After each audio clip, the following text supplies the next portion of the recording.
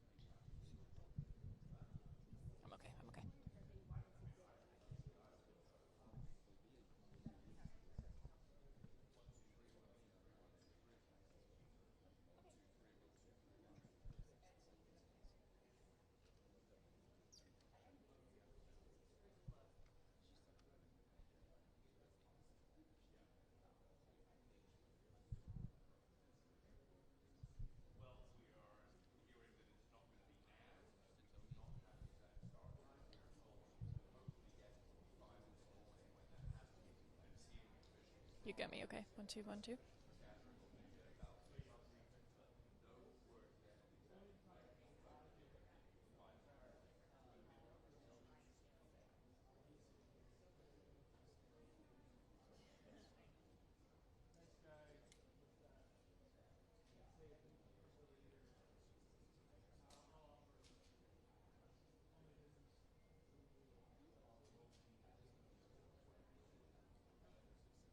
Yeah, that's exactly right. So obviously we know this. It was originally scheduled to begin at 7. It was pushed to 7:30, and then again we just got an additional update from actually the Utah Highway Patrol Public Information Officer, Lieutenant Cameron Roden. He said that they are running a little bit behind, could be a couple more minutes, but he's not entirely sure on the start time here. Now, obviously here in this area, it's been circulating between the different news agencies here, just that information that we just relayed to you regarding the potential identity of this suspect, and of course that they have been found.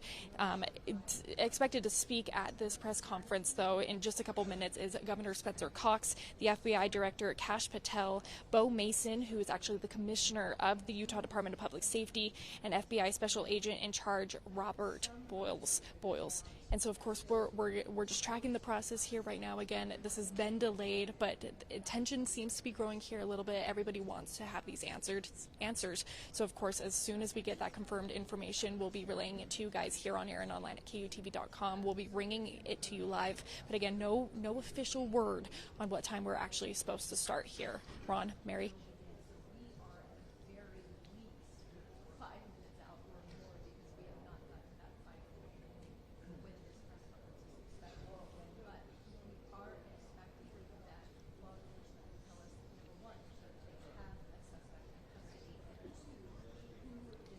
Yeah, that's exactly right. I'm going to have Chris, my photographer here, just pan around a little bit to just show you the kind of media response that has come about this event. Obviously, here in Utah, we covered this event because it's local. This happened here at our home. But of course, this is some big national and international news. So we are, of course, bringing you all of that coverage too. And so are various different media sources from across the world here. So definitely quite the turnout here this morning. And again, we're all just waiting for that press conference to begin.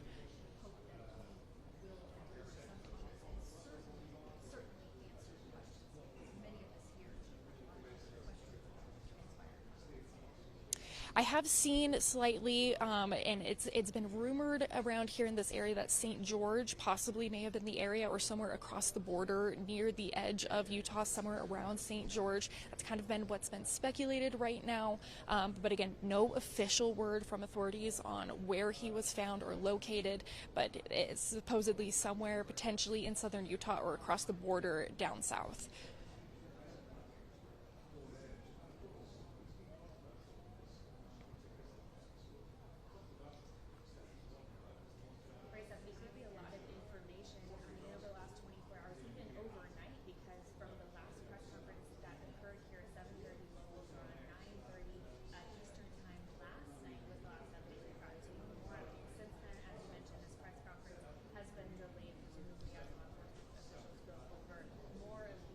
Yeah, absolutely.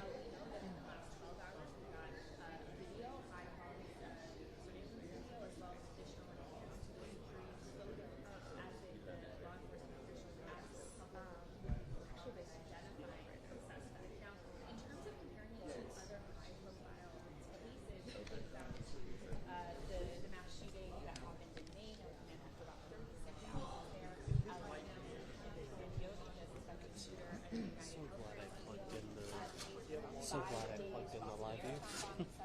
Oh, yeah.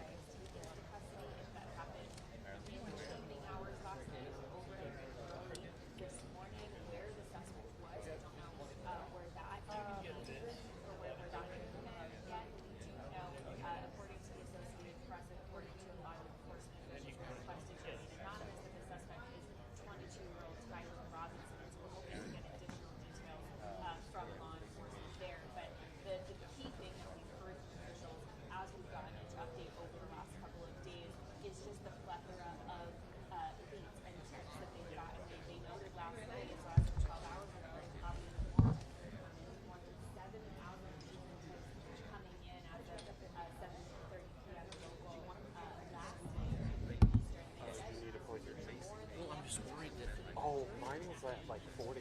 I didn't bring a longer cable, so I'm like... Yep. I was like, oh, I got the long cable, I'm good. Only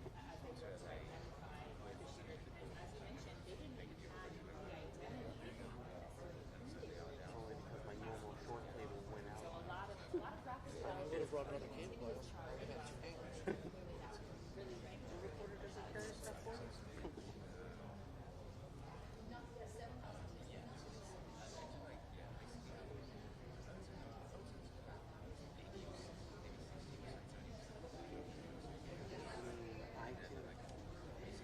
Standing right in front of the podium, I can keep it this way, but I can't. I mean, I know if we can start it right there.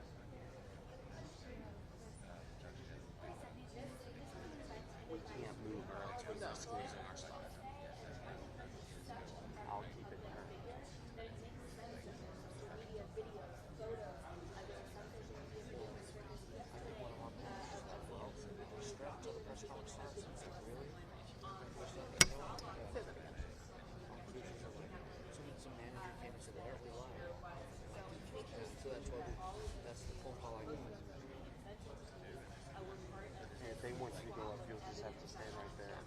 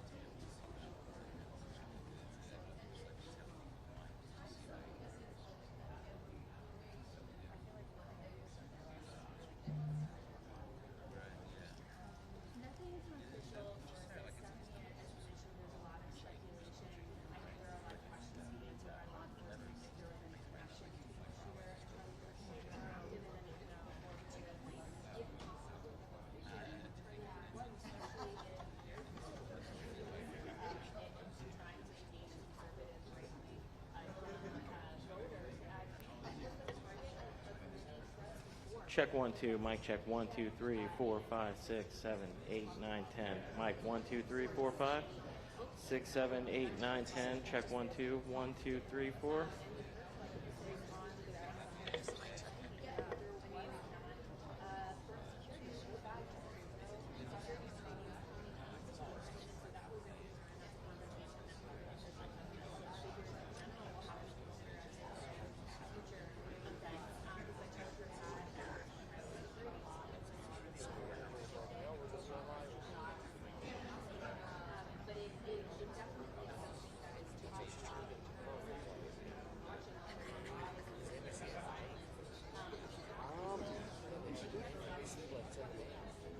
Yeah. Did we get it confirmed last time? We haven't reported the name. What? We haven't reported the name yet. Yeah. We have? Just so you know.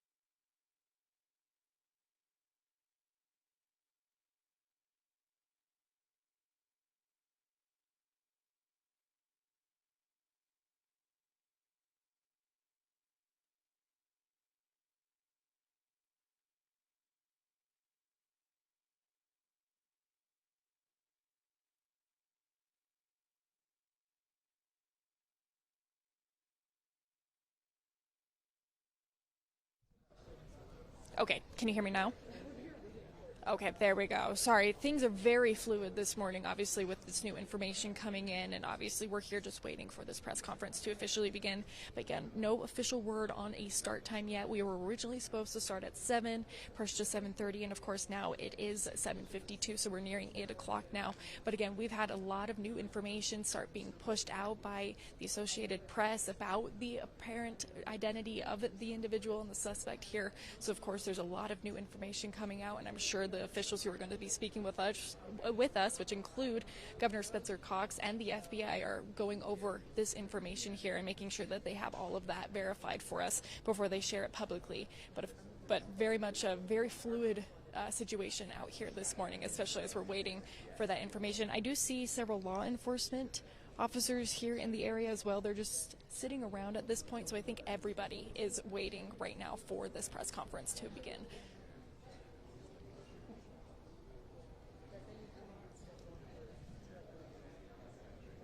Sorry, give me 1 second. It seems like something may be beginning. Hello, hello, testing, testing. Hi, everyone. We are 4 minutes out from starting the press conference. Thank you. Okay, so you heard it right there. We are officially 4 minutes out from this press conference to begin. 4 minutes out, so that will be in just a little bit of time here, almost a half hour after they told us they were going to begin, but definitely hopefully getting that new information officially confirmed from, of course, as I mentioned before, again, Governor Spencer Cox, FBI Director Kash Patel, Bo Mason, who's the Commissioner of the Utah Department of Public Safety, and FBI Special Agent in Charge Robert Boyles. So again, hopefully getting that new information here soon, but again, starting in about 4 minutes now.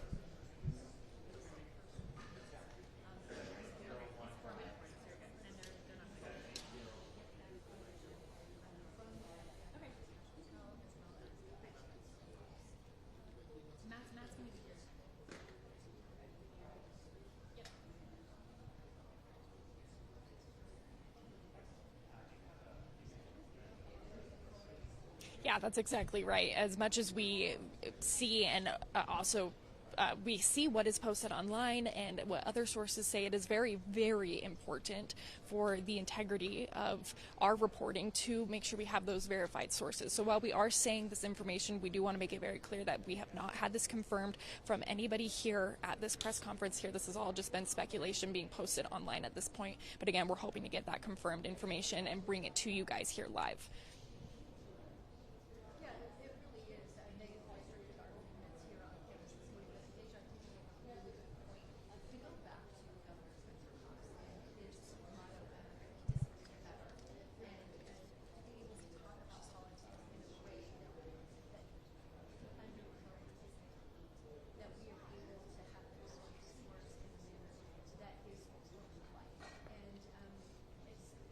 Yeah, that could be exactly right. We have heard that he potentially was found somewhere in St. George or across the border, kind of in the southern part of the state here, or over down in Arizona, one of those further southern states there. So they very well could just be waiting to bring him up to Utah County here at this time. But again, we can't say for sure why there's been such a long delay. But of course, I mean, with this new information coming out, it's pretty clear that this is what they'll be talking about here. And so hopefully we'll get that information here in just a few short minutes. Again, they said about 2 minutes ago that it would start in 4 minutes, so probably about 2 minutes now until we're supposed to officially begin this press conference.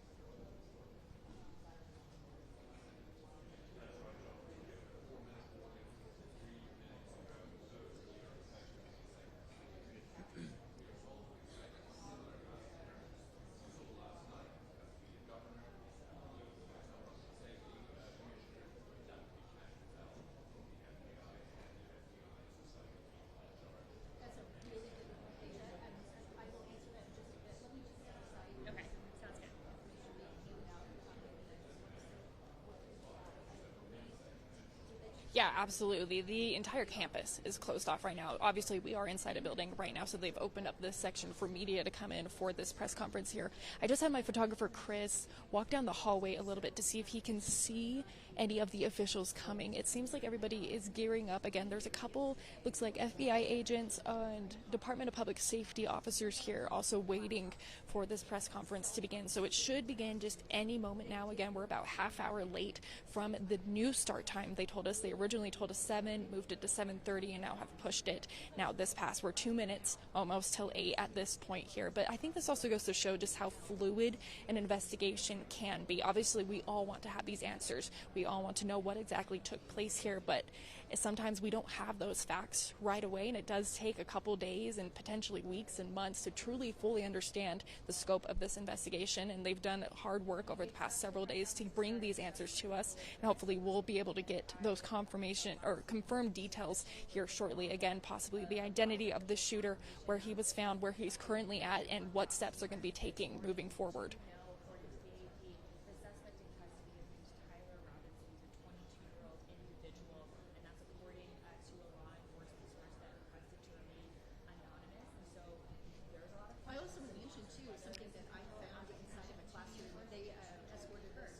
Yes, so we know, I do know that they're going to be lining up. It's currently to my left is where all the officials will be lining up, and they'll obviously go one by one and speak at the podium here.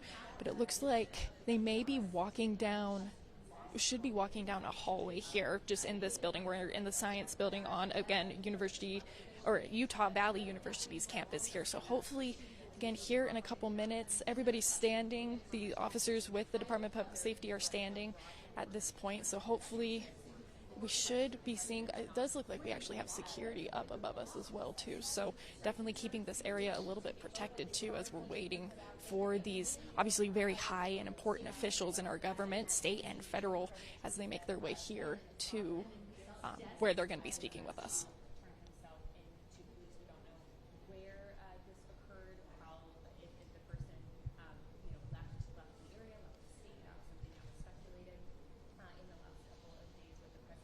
Yeah, this morning a lot more sections were taped off with crime scene tape compared to yesterday. There wasn't much crime scene tape over the entire campus. Obviously, we knew the areas we were not supposed to go, and obviously we didn't know where that crime scene was, so we weren't allowed over in that section. But arriving here this morning, there's a lot more crime tape set up, and we were actually over behind the quad area, or that court area where that shooting took place, and we could still see that that tent that Charlie Kirk was sitting under is still set up at this time. It looks like they're still processing that crime scene, or at least holding it there for the integrity of the investigation. Obviously, again, waiting. This is an intense investigation here that's going to take days, and if campus is closed until September 15th, of course, if that investigation needs to continue further on campus here, I doubt they would not hesitate to further extend the closure of campus just so they can do that.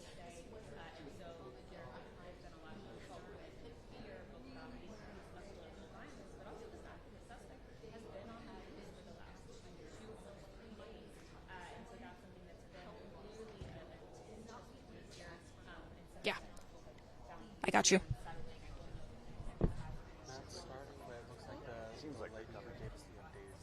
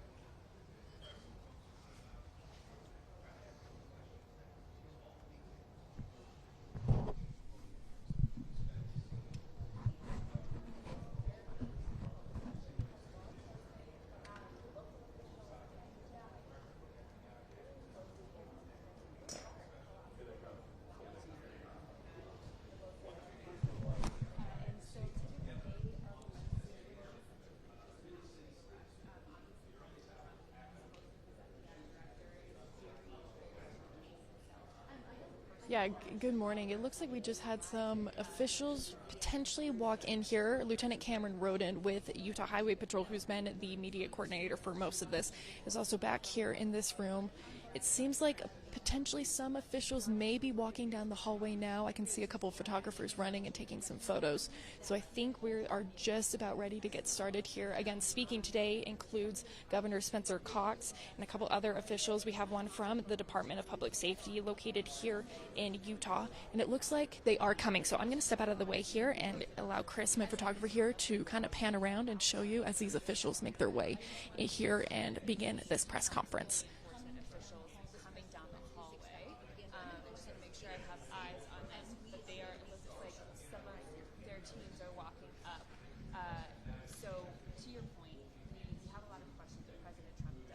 Yes, I can see a large group of people come here. I can't quite make out faces just because I'm currently sitting down and there's a lot of cameras and tripods and things like that in my way here, but it does look like we have someone coming up to the podium here. Oh, I can see Governor Spencer Cox as well here. So yes, we are just about to get started. Good morning, ladies and gentlemen. At today's press conference, we will hear from Governor Cox, FBI Director Kash Patel, and Sheriff Mike Smith. We also have with us Utah DPS Commissioner Bo Mason, Lieutenant Governor Deidre Henderson, FBI Special Agent in Charge Robert Bowles, and local and federal law enforcement partners. Following the remarks today, Governor Cox, Director Patel, and Commissioner Mason will take questions. Thank you.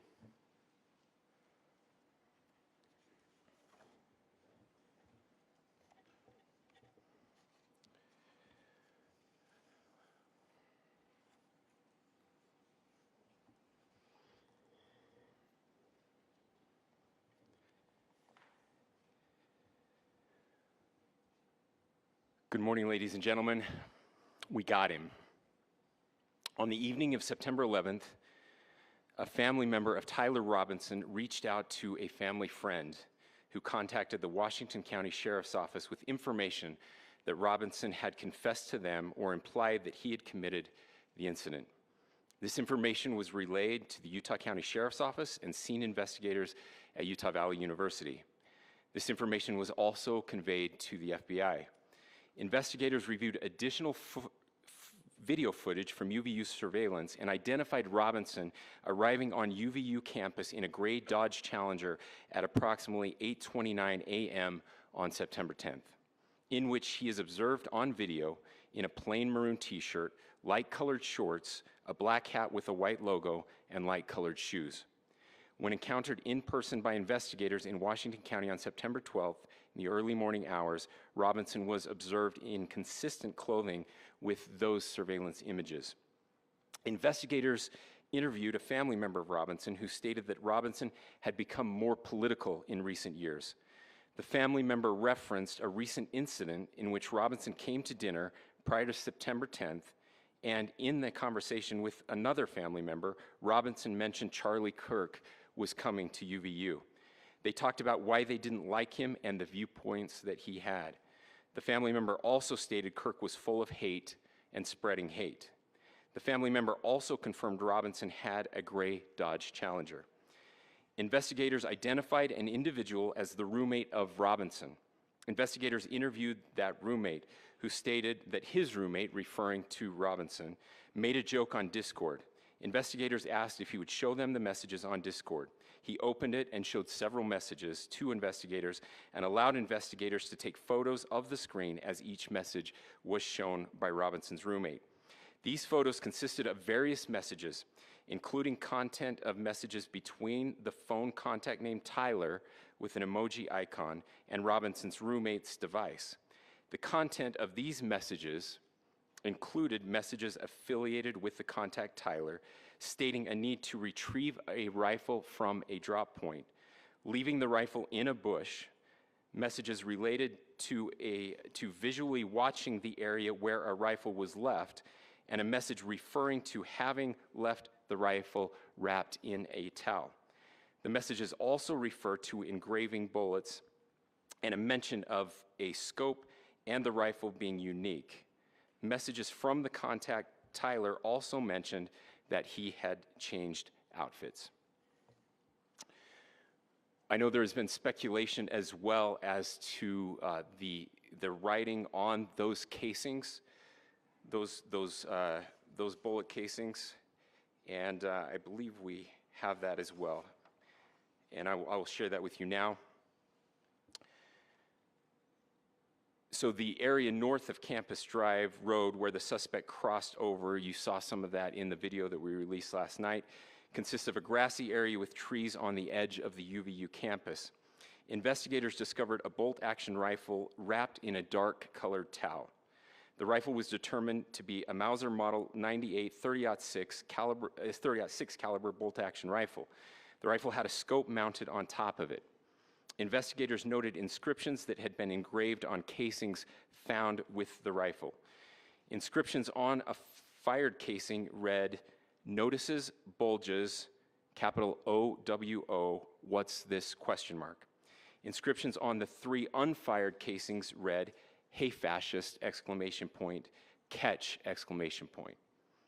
Up arrow symbol, right arrow and symbol, and 3 down arrow symbols. A second unfired casing read, "Oh Bella Chow, Bella Chow, Bella Chow, Chow Chow." And a third unfired casing read, "If you read this, you are gay, LMAO."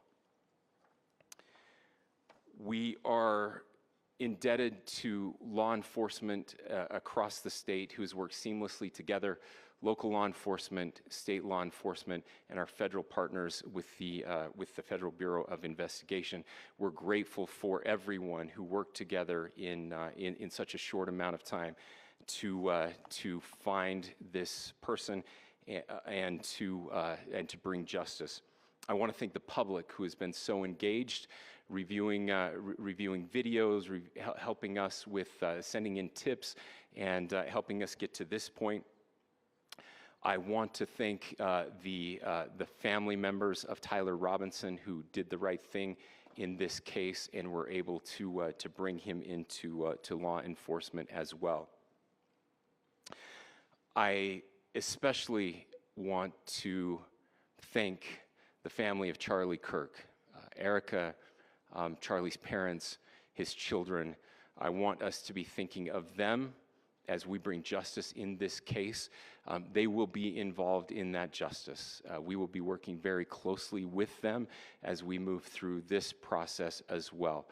This is a very sad day for our country, a terrible day for the state of Utah, but I'm grateful that at this moment we have an opportunity to bring closure to this very dark chapter in our nation's history.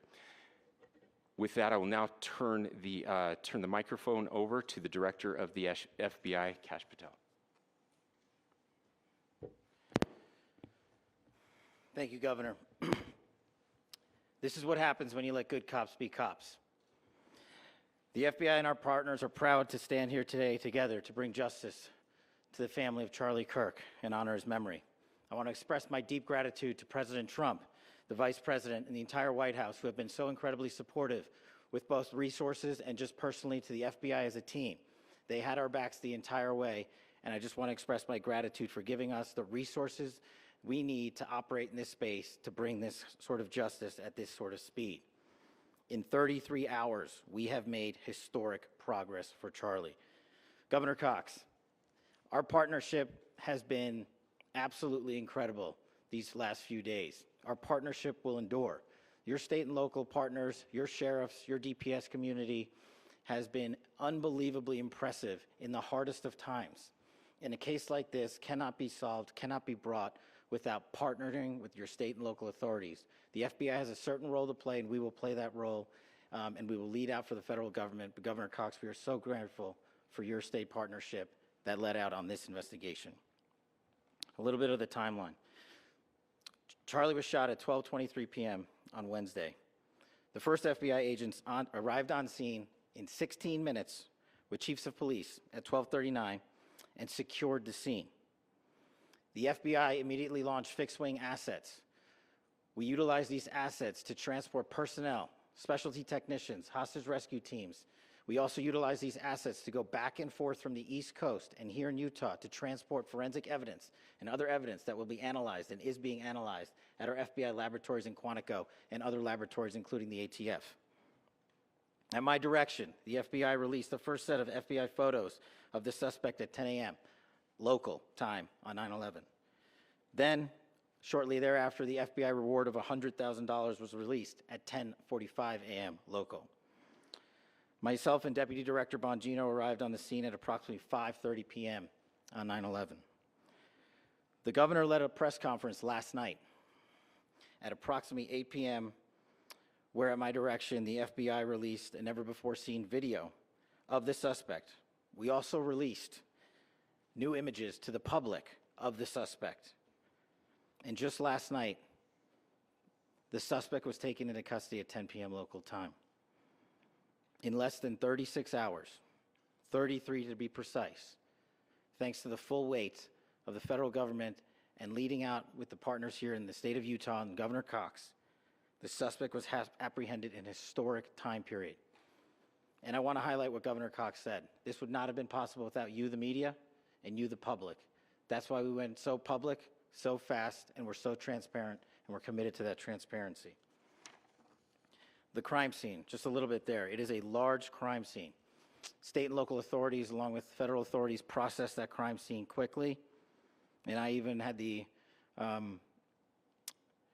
ability to walk through that crime scene and walk through the steps the suspect took to learn more about what was needed and what resources we needed to bear to create a full picture for the FBI and leadership back in Washington. Furthermore, thankfully to state and local partners, forensic evidence has been seized and continues to be garnered. Forensic evidence has already been evaluated at FBI laboratories in Quantico and state and local authorities here. We will continue to process evidence as we see it, as we collect it, and we will continue. Last night, we had a total of approximately 7,000 interviews. As of this morning, thanks to your great work, we have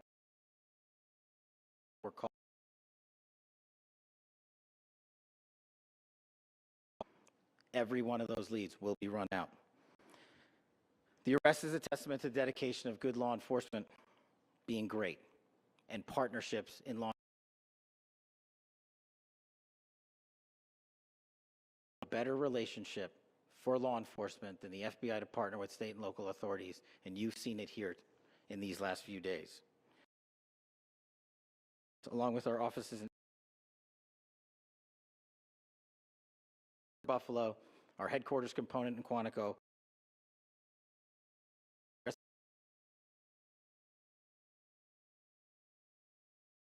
the evidence response team tacticians, the special operators, the agents, the support staff. You have done monumental work in historic time when the public, who had a right to demand such an expeditious solving of an investigation, the FBI answered that call diligently, critically important to our nation, and we delivered. And I'm proud to be their leader, and I'm proud to be the director of the FBI.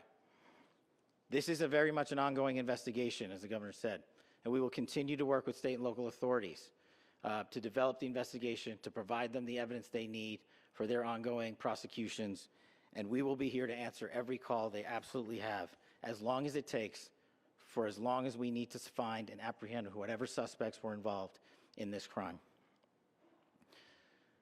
Lastly, to my friend Charlie Kirk, rest now, brother. We have the watch, and I'll see you in Valhalla.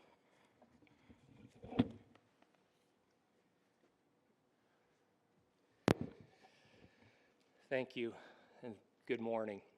I would just like to take a few minutes as the sheriff to express my gratitude for everybody who has played a part in this investigation.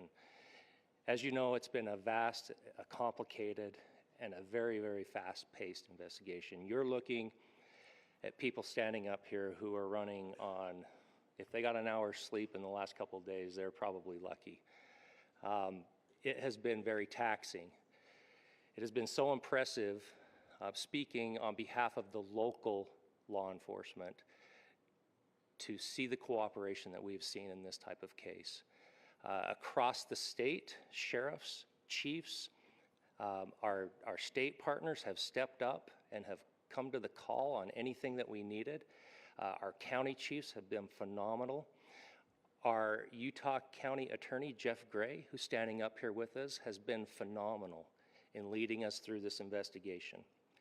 I would like to thank the federal government for their resources, their assets. Our local team here, our FBI team, has been extraordinary in helping us work through this and bring this person to justice. Most of all, I would like to thank the public, and specifically, I would like to thank the public who turned to prayers and who turned to positiveness for us. I would like to thank them on behalf of the law enforcement community because we needed those prayers. That's what we needed to get through this. We needed your support, and you gave it to us. We needed your patience, and you gave it to us. And I would like to thank you for the Kirk family because that's what they need, is your support and your prayers, and that will get us through all of this. So thank you everybody for everybody that have stepped up. We've had such a phenomenal response to this. Thank you.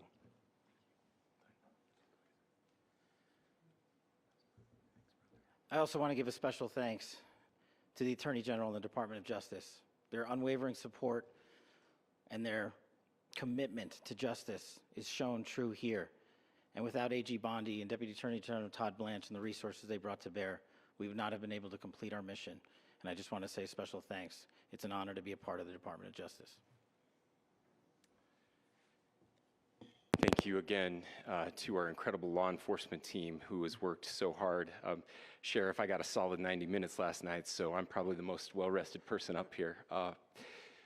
Ladies and gentlemen, I get the microphone, so I hope you'll permit me a moment just to share a few more thoughts about where we are and how we got here and maybe a little bit of where we go from here. I don't want to get too preachy, but I think it's important that we, with eyes wide open, understand what's happening in our country today. I've heard people say, well, why are we so invested in this? There's violence happening all across our country, and violence is tragic everywhere, and every life taken is a child of God who deserves our love and respect and dignity. This is certainly about the tragic death, political assassination of Charlie Kirk. But it is also much bigger than an attack on an individual. It is an attack on all of us. It is an attack on the American experiment. It is an attack on our ideals. This cuts to the very foundation of who we are, of who we have been, and who we could be at better times. Political violence is different than any other type of violence for lots of different reasons. One, because in the very act that Charlie championed of expression, that freedom of expression that is enshrined in our founding documents, in having his life taken in that very act, makes it more difficult for people to feel like they can share their ideas, that they can speak freely. We will never be able to solve all the other problems, including the violence problems that people are worried about, if we can't have a clash of ideas safely and securely. Even, especially those ideas with which you disagree. That's why this matters so much. Over the last 48 hours, I have been sad as I have ever been. And it was, as anger pushed me to the brink, it was actually Charlie's words that pulled me back. I'd like to share some of those. And specifically right now, if I could, I need to talk to the young people in our state, in my state. and all across the country. As President Trump reminded me, he said, you know who really loved Charlie? The youths. And he's right. Young people loved Charlie, and young people hated Charlie. And Charlie went into those places anyway. And these are the words that have helped me. Charlie said, when people stop talking, that's when you get violence. He said, the weak can never forgive. Forgiveness is the attribute of the strong. The only way out of the labyrinth of suffering is to forgive. Welcome without judgment, love without condition, forgive without limit. He said, always forgive your enemies. Nothing annoys them so much. A few months ago, I referenced this last night, Charlie posted to social media, when things are moving very fast and people are losing their minds, it's important to stay grounded. Turn off your phone, read scripture, spend time with friends, and remember, internet fury is not real life. It's going to be okay. He again said, when you stop having a human connection with someone you disagree with, it becomes a lot easier to commit violence. He said, what we as a culture have to get back to is being able to have a reasonable agreement, where violence is not an option. Now, again, to my young friends out there, you are inheriting a country where politics feels like rage. It feels like rage is the only option. But through those words, we have a reminder that we can choose a different path. Your generation has an opportunity to build a culture that is very different than what we are suffering through right now. Not by pretending differences don't matter, but by embracing our differences and having those hard conversations. I think we need more moral clarity right now. I hear all the time that words are violence. Words are not violence. Violence is violence. And there is one person responsible for what happened here. And that person is now in custody and will be charged soon and will be held accountable. And yet, all of us have an opportunity right now to do something different. I want to thank my fellow Utahns. This bad stuff happens. For 33 hours, I was praying that if this had to happen here, that it wouldn't be one of us. That somebody drove from another state, somebody came from another country. Sadly, that prayer was not answered the way I had hoped for, just because I thought it would make it easier on us if we could just say, hey, we don't do that here. And indeed, Utah is a special place. We lead the nation in charitable giving. We lead the nation in service every year. But it did happen here. And it was one of us. But I want you to look at how Utahns reacted the last 2 nights. There was no rioting. There was no looting. There were no cars set on fire. There was no violence. There were vigils and prayers and people coming together to share the humanity. And that, ladies and gentlemen, I believe is the answer to this. We can return violence with violence. We can return hate with hate.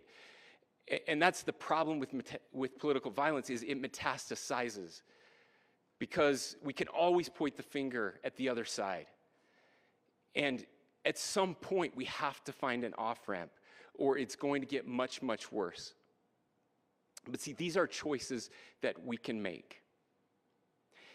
History will dictate if this is a turning point for our country. But every single one of us gets to choose right now if this is a turning point for us. We get to make decisions. We have our agency. And I desperately call on every American, Republican, Democrat, liberal, progressive, conservative, MAGA, all of us to please, please, please follow what Charlie taught me. I'll just conclude with with words I share often from a friend and author, Yuval Levin, who was asked if he was optimistic about our country, and he said, "I'm not optimistic." He said, "I hate optimism." Like, that sounds bad. But he said, optimism is a vice. It's this idea that good things are just going to happen. And he said, in the history of the world, good things have never just happened. He says, I'm not optimistic, but I am hopeful. And hope is the virtue that sits between the vices of optimism and pessimism. Hope is the idea that good things are going to happen because we can make them so. I still believe in our country, and I know Charlie Kirk believed in our country. I still believe that there is more good among us than evil, and I still believe that we can change the course of history. I'm hopeful because Americans can make it so. Ladies and gentlemen, we're happy to answer any questions you might have. Governor, can you please speak to whether the suspect is speaking with authorities and his demeanor, Tyler Robinson, when he turned himself in? I cannot speak to that right now. Governor, how do you interpret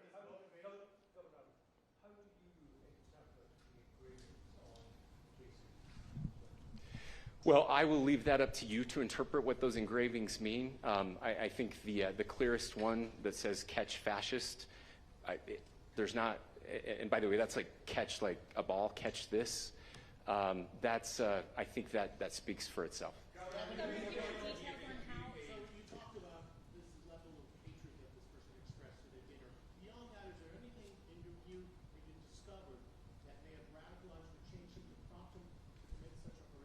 There's nothing more that we can share at this time. Governor.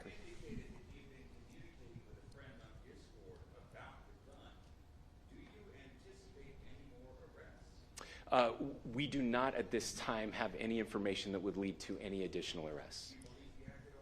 Yes. But Governor. the investigation is ongoing. Governor.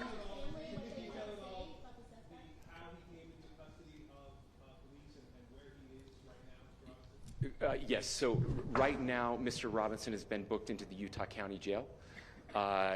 You heard the president this morning report that he was taken into custody, that his family and a friend helped to deliver him into custody of law enforcement in Washington County.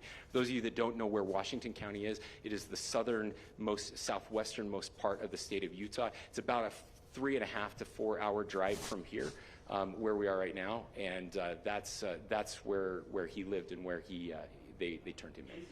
Please, go here. I can't share any more than what I've already shared. Yeah. Governor, do you have details on how he got back to Washington County and how the gun was obtained? So how we obtained the gun was found here. The gun and how the shooter then was able to get back to Washington. So I don't have much more details on that. We do know that he drove. We had his car here on campus, and then we had his car going south back to the St. George. It's actually the city of Washington in Washington County. I'm sorry. We don't have any information released. Yes. I can't answer that right now. Yeah, thank you. Over here.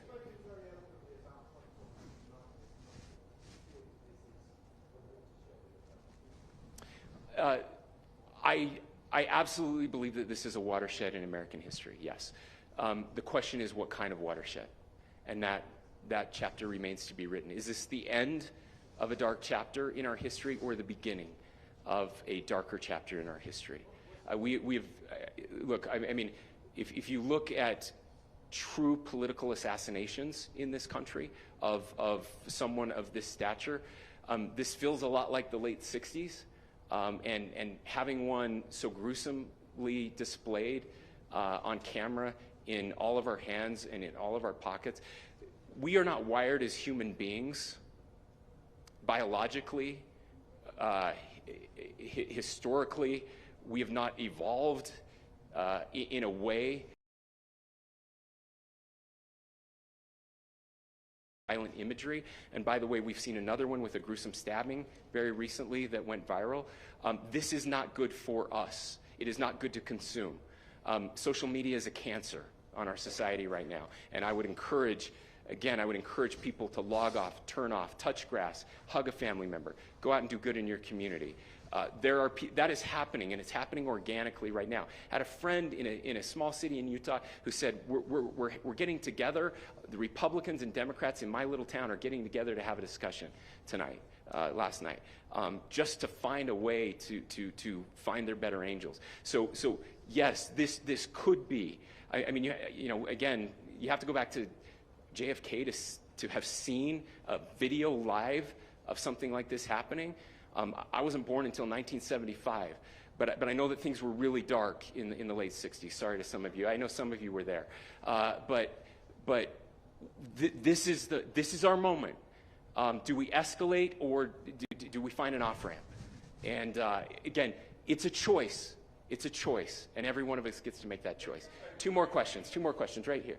Could we clarify that the release of those enhanced images at 8 p.m., the timeline that Director Patel gave us, led to the arrest at 10 p.m.? Is there a direct connection between those two events? I cannot comment if there is a direct connection or not, but all I can say is that that through some process, the family came to know that this had happened. One more thing, Governor. Could you just clarify the clothing issue you mentioned earlier?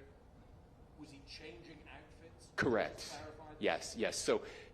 So when he's first spotted on campus, he has different clothing on, and then he changes clothing on the roof, and then changed back into that clothing at some point, so that when he was apprehended, when he was arrested, the clothing matched the clothing he had on before the shooting here at UVU. Last question here. Yes.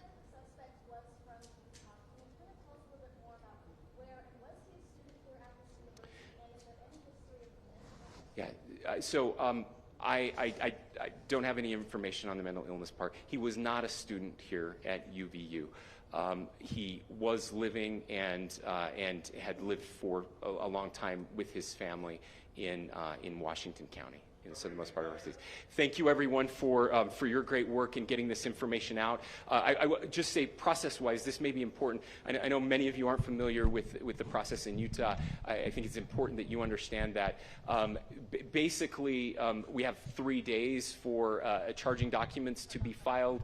A CI will be filed. We'll have more information then, more detailed information as those charging documents are filed in preparation for a preliminary hearing. So 3 days. So we would anticipate then that early next week those charging documents will be filed. We will obviously be working. The county attorney will be working very closely with Mr. Kirk's family as those documents and decisions are prepared and made. Thanks, everyone.